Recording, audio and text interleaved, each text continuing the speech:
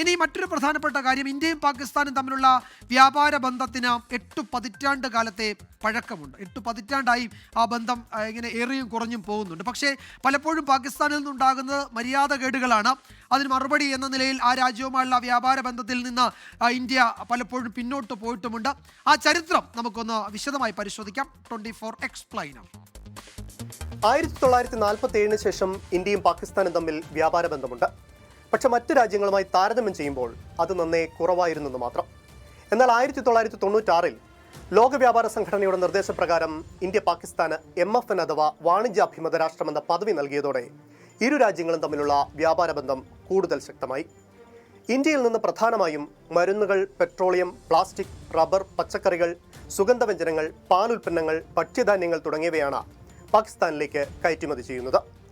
പാകിസ്ഥാനിൽ നിന്ന് ഇന്ത്യയിലേക്ക് എത്തുന്നതാകട്ടെ copper, glass ware, organic chemicals, sulphur, പഴങ്ങൾ, എണ്ണക്കുരുക്കൾ തുടങ്ങിയ ഉൽപ്പന്നങ്ങളും. 2017-2018 വർഷത്തിൽ $192 കോടി കയറ്റുമതിയാണ് ഇന്ത്യയിൽ നിന്ന് പാകിസ്ഥാനിലേക്ക് നടന്നത്.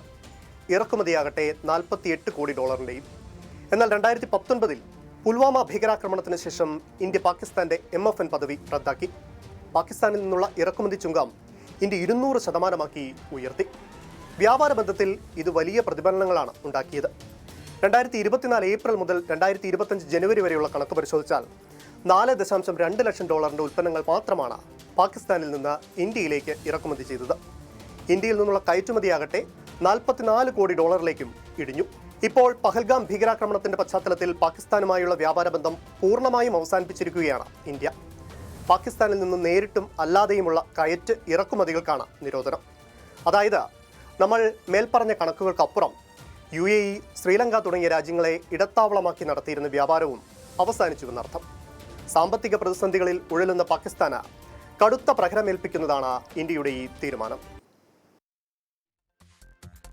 അതാണ് ഇന്ത്യ പാകിസ്ഥാൻ വ്യാപാര വാണിജ്യ ബന്ധത്തിൻ്റെ ചരിത്രവും പശ്ചാത്തലവും. പലപ്പോഴും നമ്മൾ വലിയ പരിഗണനയൊക്കെ പാകിസ്ഥാന് നൽകുമ്പോഴും അവിടെ നിന്ന് മര്യാദകേടുകളാണ് ഉണ്ടാകുന്നത്.